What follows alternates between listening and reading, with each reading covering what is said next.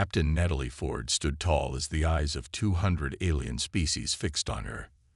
The Galactic Council chamber was shaped like a perfect dome, made of a clear material that looked like glass, but was stronger than steel.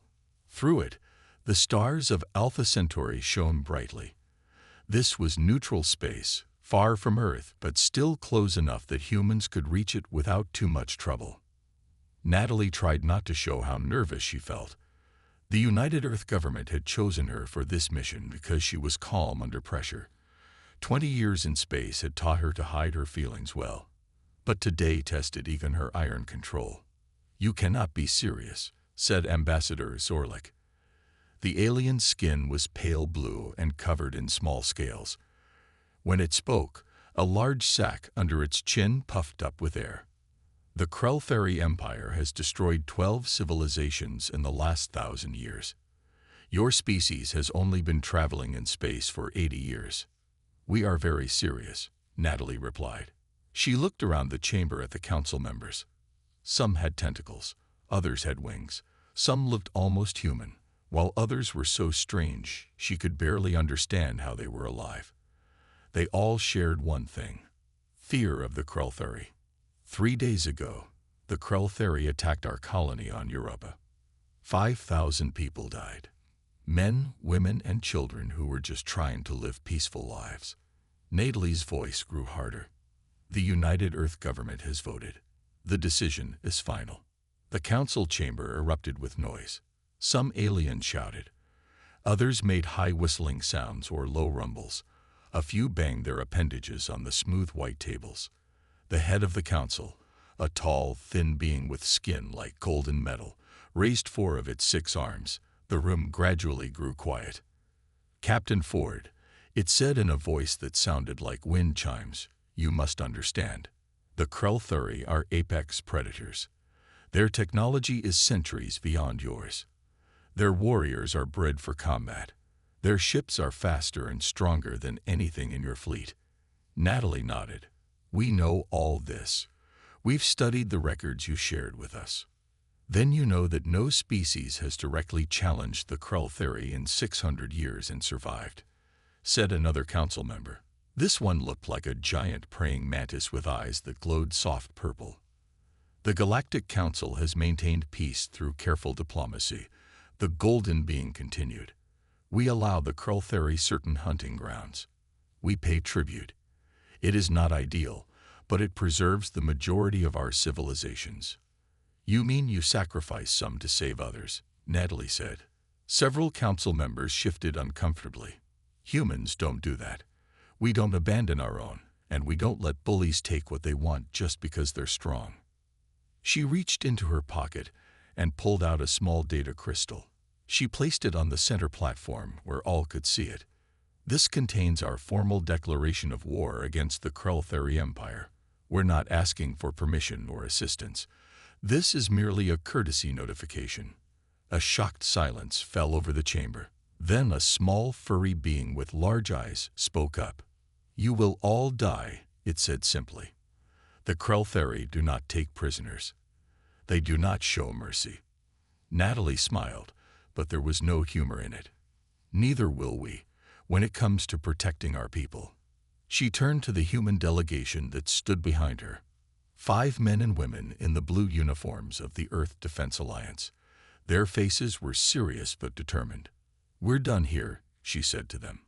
As they walked out of the council chamber, the noise erupted again, louder than before.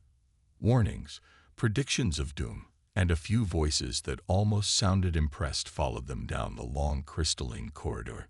Commander Sam Reeves, Natalie's second in command, leaned close to her as they walked. "Well, that went about as expected," he whispered. "Yes," Natalie replied. "They think we're crazy." "Are we?" Sam asked. Natalie thought about the images from Europa, the destroyed habitats, the bodies, the children's toys floating in the vacuum of space. "No," she said firmly. "We're just the first ones brave enough to stand up to the bullies of the galaxy. And they have no idea what humans are capable of when we're fighting for our survival." Behind them, the Galactic Council began an emergency session.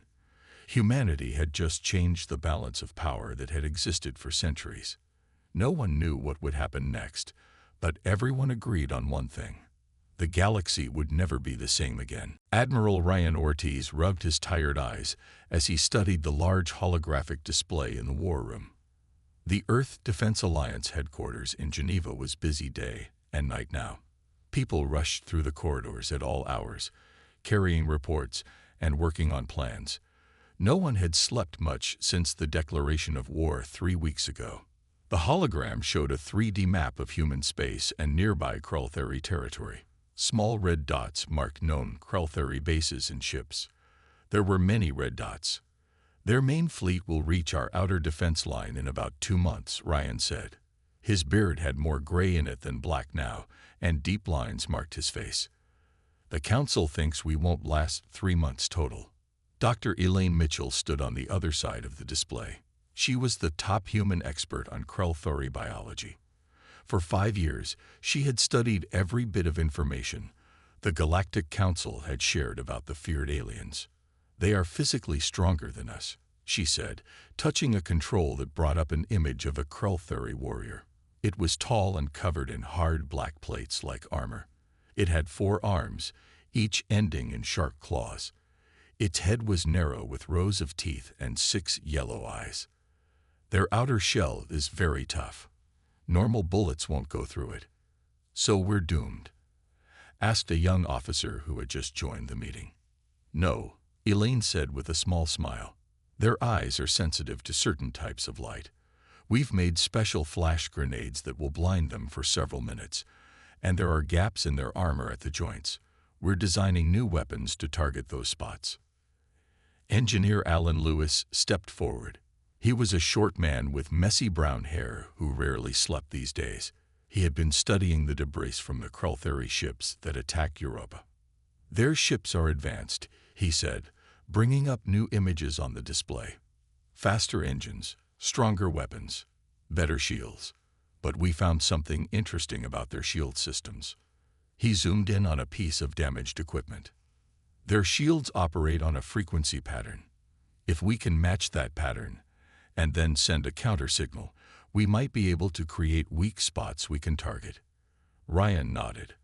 How soon can we test this? 2 weeks for a small-scale test, Alan replied. A month to equip our main fleet ships if the test works. Ryan looked around the room at the gathered scientists, engineers, and military officers. The Krultheri have never lost a war. They've been the most feared species in the galaxy for thousands of years. The Council thinks we're insane for fighting them. He straightened his shoulders. But they've never fought humans before. We don't give up. We don't surrender. And we're very good at finding ways to win against bad odds. Across Earth and its colonies, everyone was preparing for war. Factories that once made cars now made parts for spaceships. Scientists worked day and night on new weapons and defenses. Soldiers trained to fight an enemy with 4 arms and natural armor. On Mars colony, Lisa Peterson watched her 2 young sons play in the small garden of their dome home. Her husband Ben was helping install new defense turrets on the colony's outer ring. The news reports said that the Krultheri might attack Mars early in the war. Mom, are the aliens going to come here? Asked her older son, Kevin, who was 7. Lisa sat down and pulled both boys close. Some might try, but our ships and soldiers will protect us. And if any do come here, they'll learn that humans aren't easy to defeat. In orbit around Jupiter, the Earth Defense Alliance ship Defiant finished its patrol and prepared to join the growing fleet at the edge of the solar system. Its captain, Julia Kingsley, watched as her crew ran battle drills. They were getting faster each time. The Council races think we'll break and run when we face the Krultheri, she told her first officer. They don't understand humans very well. Her first officer nodded. The Krultheri are used to enemies who surrender or try to escape. They've never fought anyone who stands their ground no matter what. Julia smiled grimly. Then we'll give them an education they won't forget. The Galactic Council observers who had come to Earth reported back with confusion and surprise. They had expected the humans to begin peace negotiations after the initial shock wore off. Instead, the humans were preparing for war faster than any species they had ever seen. Most races took decades to prepare for conflicts. Humans were doing it in months. They are still doomed, the observers told the council. But we have never seen anything like this before. Lieutenant Commander Paul Ramirez took a deep breath and tried to calm his racing heart. The small fleet of 10 human ships drifted silently through space, all systems running at minimum power. They were deep in enemy territory, approaching a Krell-Theory outpost at the edge of the Arcturus system. "Status report," Paul whispered, though he knew the Krell-Theory couldn't possibly hear him through the vacuum of space. "Cloaking systems working perfectly," replied his second-in-command, Linda Carter. "All ships report ready. Weapons charged but powered down. We're completely invisible to their sensors." Paul nodded. This mission was the first real test of Earth's new stealth technology. The ships were covered in a special material that absorbed sensor signals instead of reflecting them. Their engines were modified to release no heat signature. It was like being a ghost in space.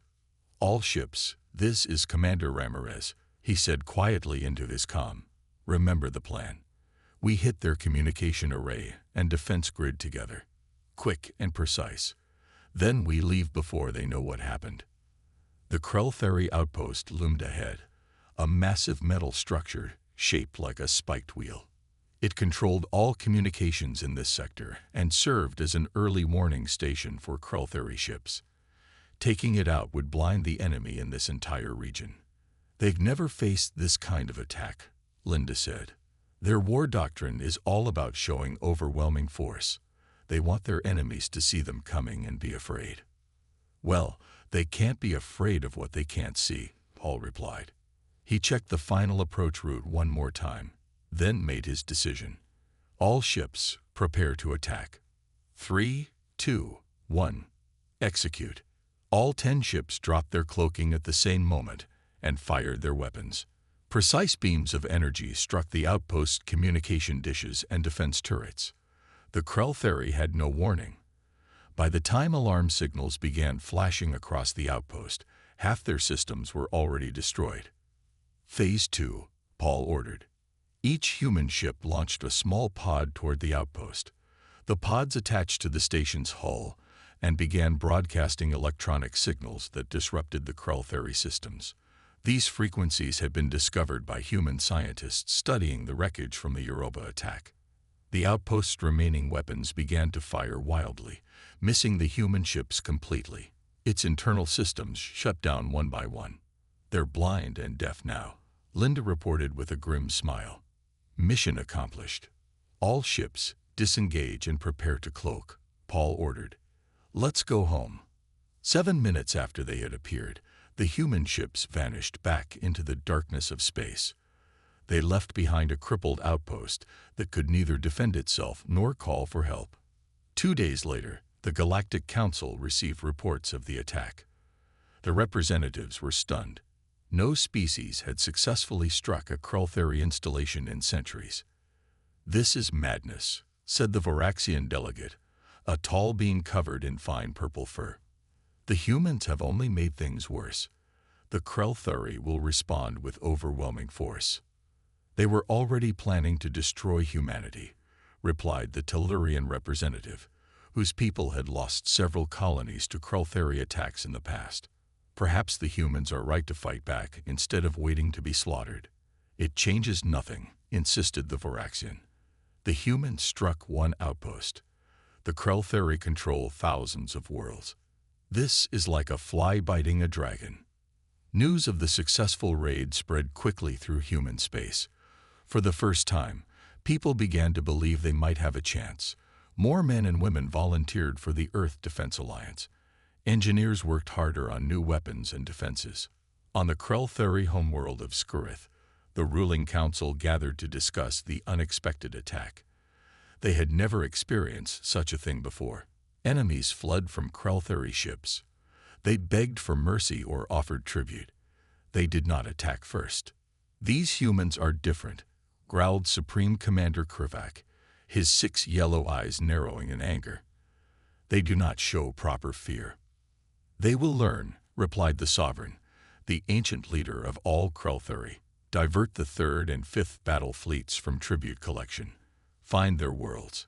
Burn them all." What the Krelthuri didn't understand, what no species in the galaxy understood yet, was that humans had been fighting against stronger enemies throughout their entire history. They had learned to be clever, to strike where least expected, to use their enemies' strength against them.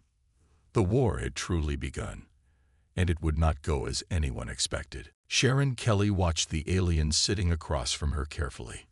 Garvan looked almost like a tall, thin human, except for his blue skin that seemed to glow softly in the dim light of the meeting room.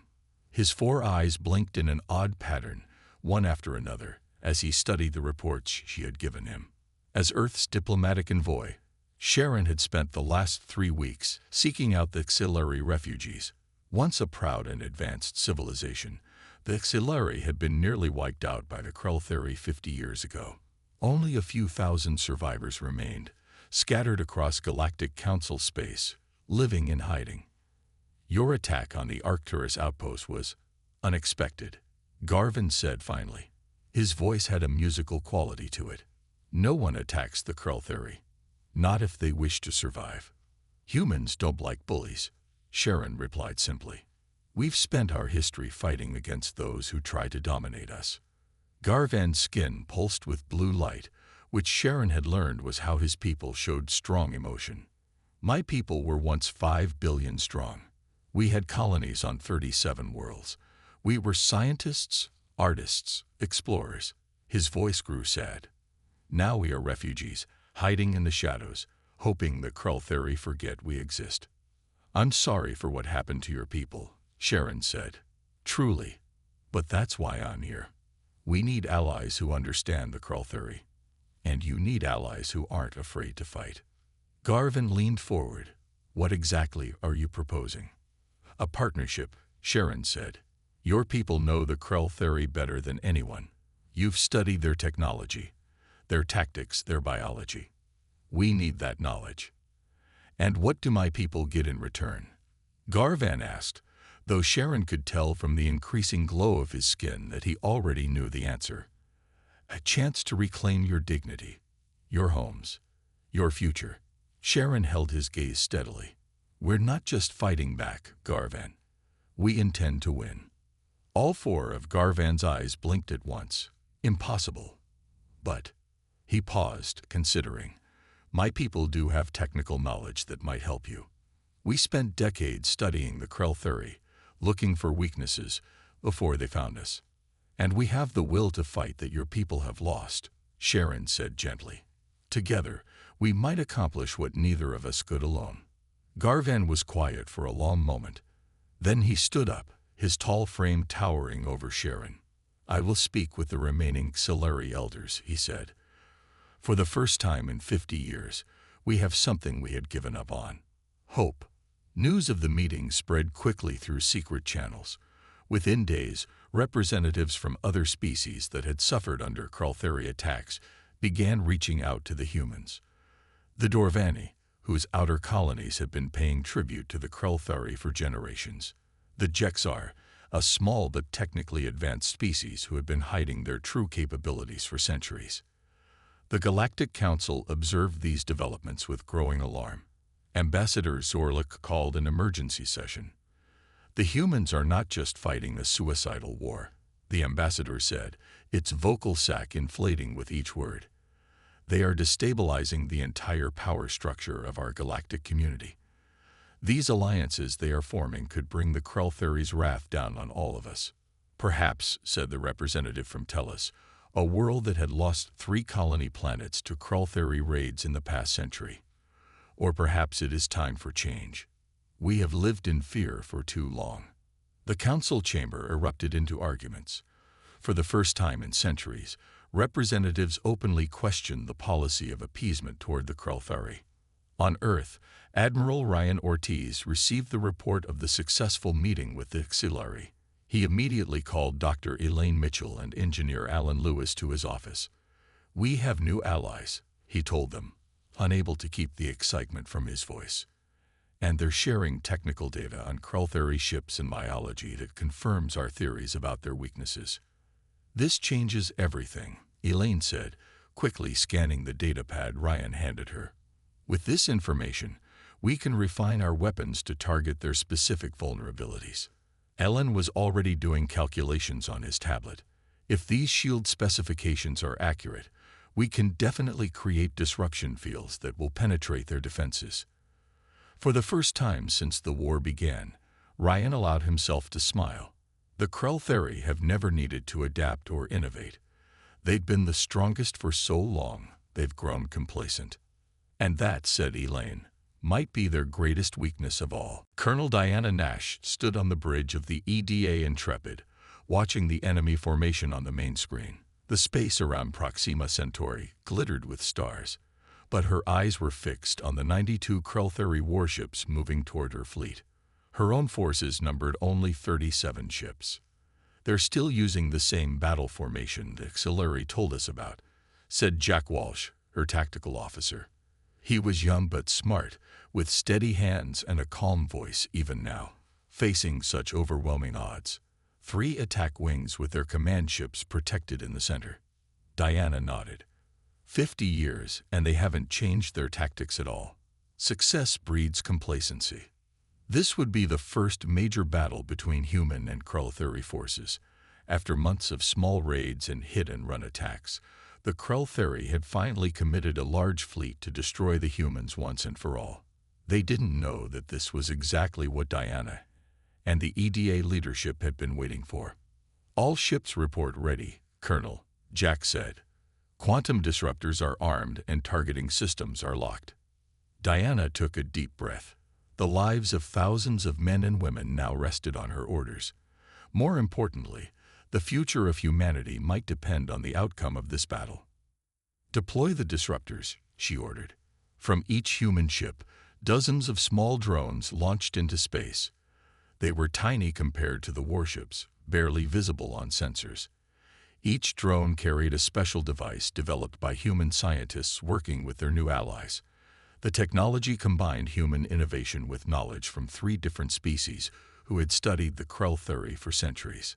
The drones moved in strange patterns, zigzagging and spinning in ways that confused the Krell targeting systems. Their defense grids were designed to track conventional weapons, missiles that moved in straight lines or slight curves. These drones flew like insects, unpredictable and erratic. On the Krell flagship, Supreme Commander Krivak watched with growing concern as the strange devices approached his fleet. "Destroy those objects," he ordered. His gunners tried, but the drones were too small and moved too strangely. Most of the energy blasts missed completely. The drones slipped through the gaps in the Krell shields, another weakness that HFY had identified. When they reached the hulls of the enemy ships, they attached themselves like ticks on an animal's skin. "Activate," Diana ordered. All at once, the drones sent out powerful quantum signals that disrupted the unique power systems the Krell had used for thousands of years. Ship after ship lost power, their engines dying, their weapons going silent. The massive Krell vessels began to drift helplessly in space. "They're disabled," Jack reported, his voice filled with amazement. "All of them. It actually worked." Diana allowed herself a small smile. Phase 2.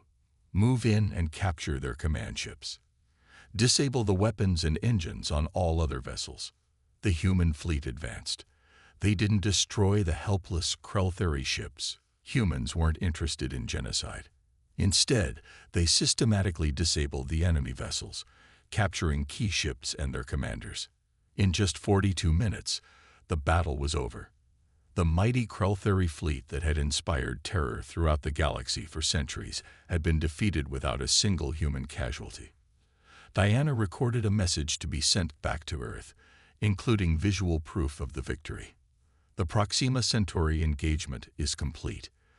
37 Krell ships captured intact, including their command vessel. 55 others disabled and adrift. No ships destroyed. No casualties on our side.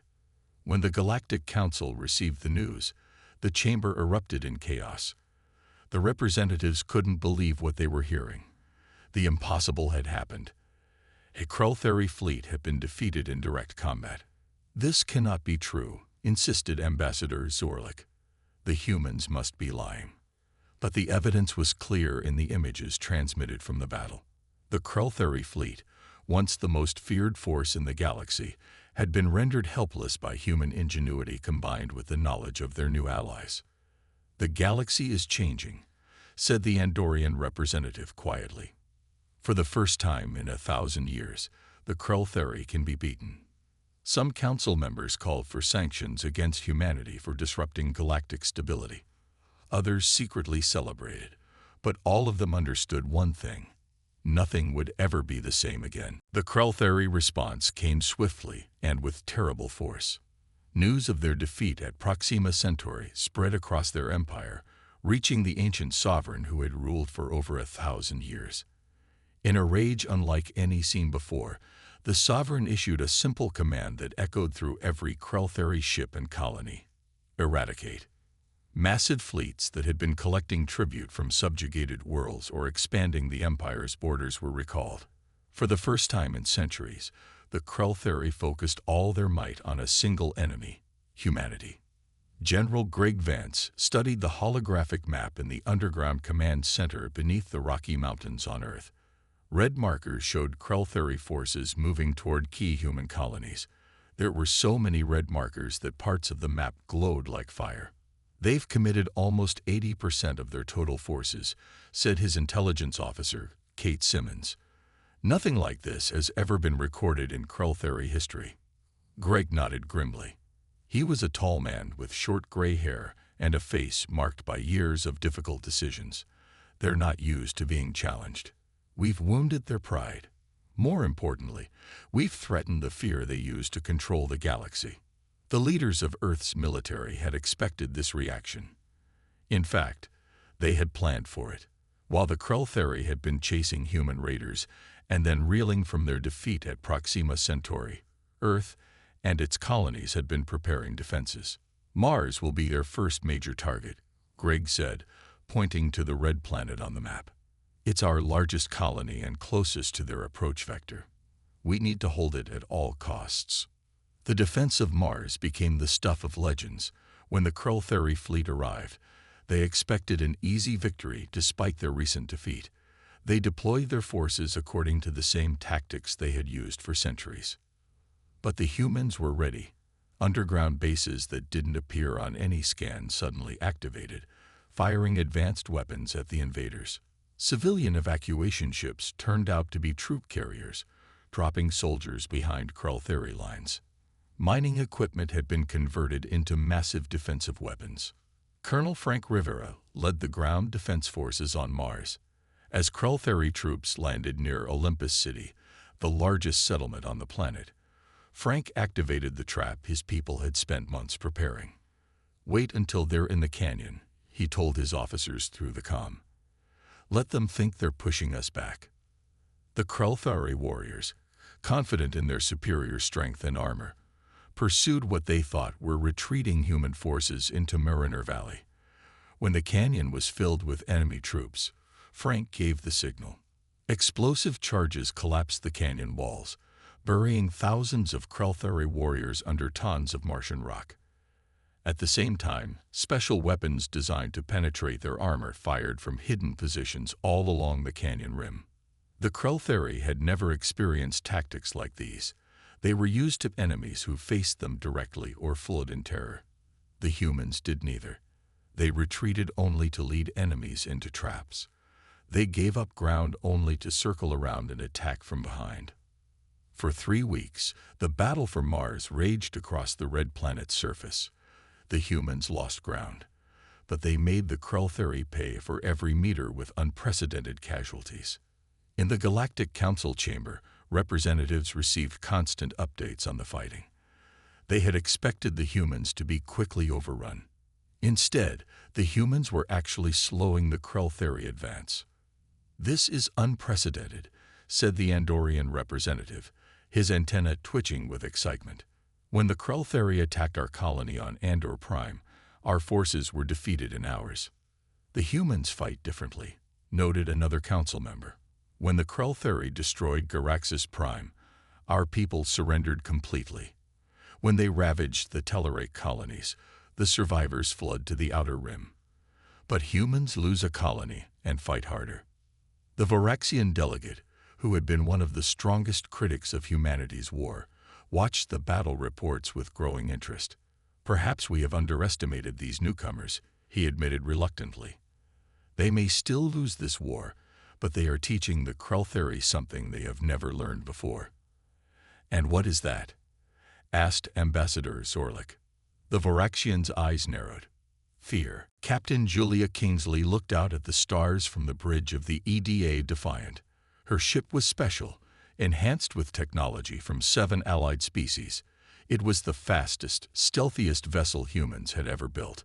And today, it was headed for the most dangerous place any human had ever gone. The heart of Krelltheri space. Status report, she said quietly. Her crew moved efficiently around her, each focused on their tasks. They had trained for months for this mission. They all knew the risks. All systems running perfectly, Captain, replied her second-in-command, Tim Rodriguez. Cloaking technology is holding. Krelltheri sensors show no sign of detecting us. Julia nodded. The war had been raging for almost a year now. Humans had won some battles and lost others. Mars had finally fallen to the Krelltheri after a heroic defense. Other colonies had been evacuated or destroyed. But Earth remained safe, protected by its growing fleet and new defensive systems. And now, humanity was taking its boldest step yet.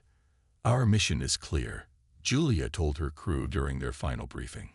We're going to Skureth, the Krelltheri homeworld, not to destroy it or attack its people. Our goal is to deploy the communication device.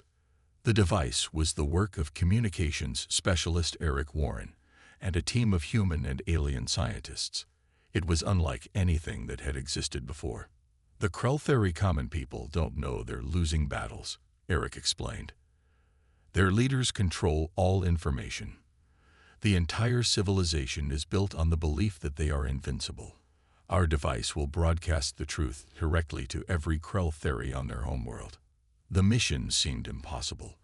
No enemy ship had ever reached Skureth. But humans had a plan, as they always did.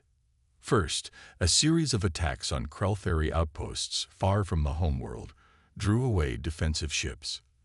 Then, rebel groups from species living under Krelltheri rule created disturbances in key systems, forcing the Empire to spread its forces thin. This created a narrow path for the Defiant to slip through, using its advanced cloaking technology to avoid detection. Now, after 2 weeks of tense travel through enemy space, they had arrived. The Krelltheri homeworld filled the view screen, a massive planet with rings of defensive stations and hundreds of warships patrolling its orbit. The gap in their sensor network will open in 3 minutes, Tim reported. We'll have exactly 47 seconds to move through. Julia took a deep breath. Take us in. The Defiant moved forward, slipping between automated sensor arrays. On the bridge, no one spoke. Every crew member held their breath as the seconds ticked by. We're through, Tim finally whispered, holding position in low orbit. Deploy the device, Julia ordered. From the underside of the Defiant, a small satellite launched toward the planet. It entered the atmosphere, its special shielding protecting it from burning up. When it reached the correct altitude, it activated. Suddenly, every communication device on Skureth began broadcasting the same message. Images of captured Krelltheri vessels appeared, videos of battles where Krelltheri forces retreated, and finally, a human face.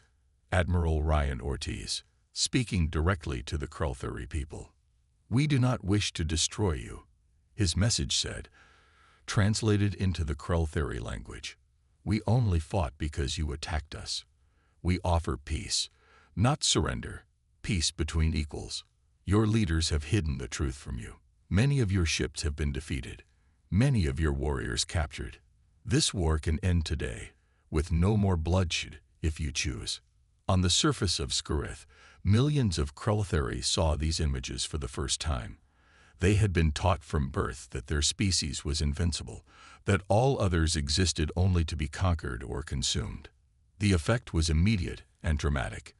Confusion spread across the planet. In some cities, Krultheri warriors turned against their commanders, demanding answers. In others, civilians began questioning the endless war their species had waged for millennia. "It's working," Eric reported, monitoring the communications from the planet. "The broadcast is reaching everywhere. They can't shut it down." Julia allowed herself a small smile. Mission accomplished. Let's go home.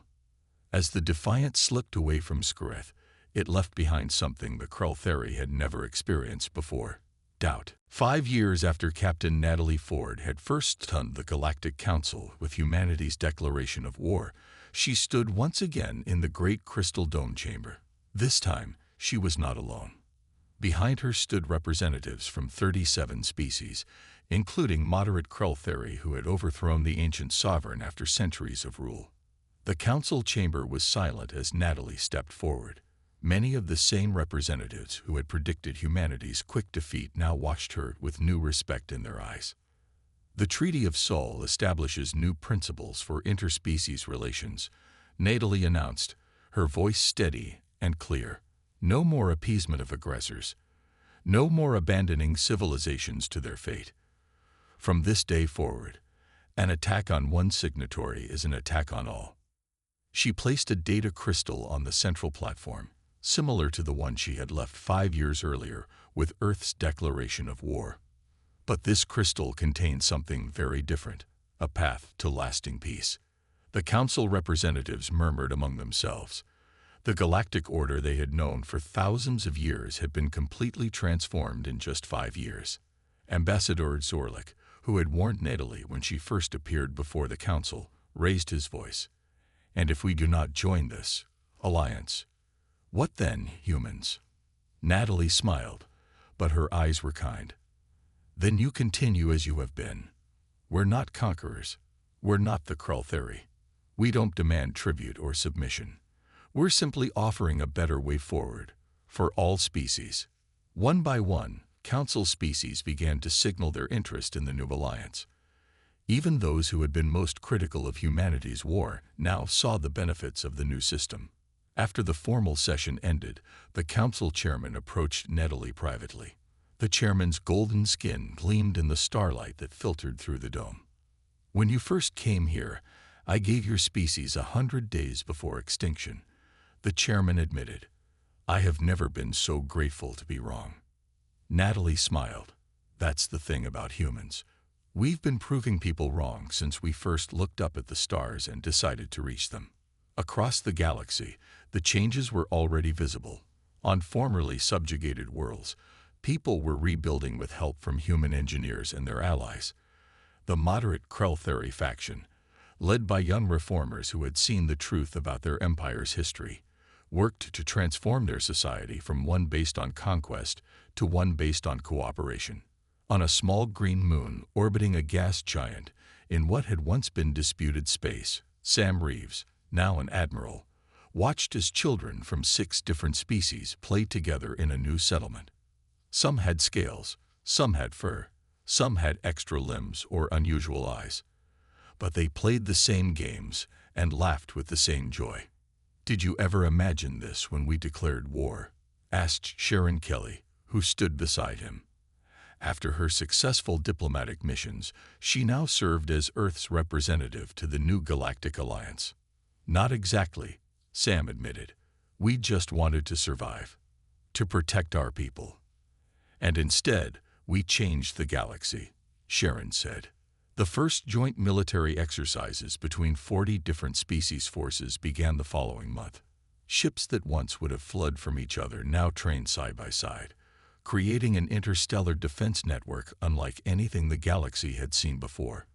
In the heart of what had once been Krultheri space, Julia Kingsley, now a fleet commander, met with her counterpart, Krivel, a young Krultheri who had led the Reformation movement. "My ancestors would never understand this," Krivel said, his yellow eyes thoughtful as they watched their mixed crews working together. They believed strength came only from domination. "And what do you believe?" Julia asked. Crivol's normally fierce face softened. "That your humans were right. True strength comes from standing together."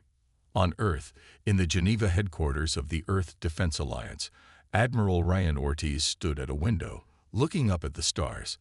A message had just arrived from the furthest human colony, reporting that repairs from a Krell-Theory attack were finally complete. The last physical scar of the war was healed. "We did it," he said quietly to himself. "We really did it." Humanity had not just survived. They had created a new era of galactic cooperation where none seemed possible before. And the Council, after initial resistance, found itself thriving in this new galaxy, dangerous and unpredictable as it might be, but far better than the stagnant tyranny they had endured for so long.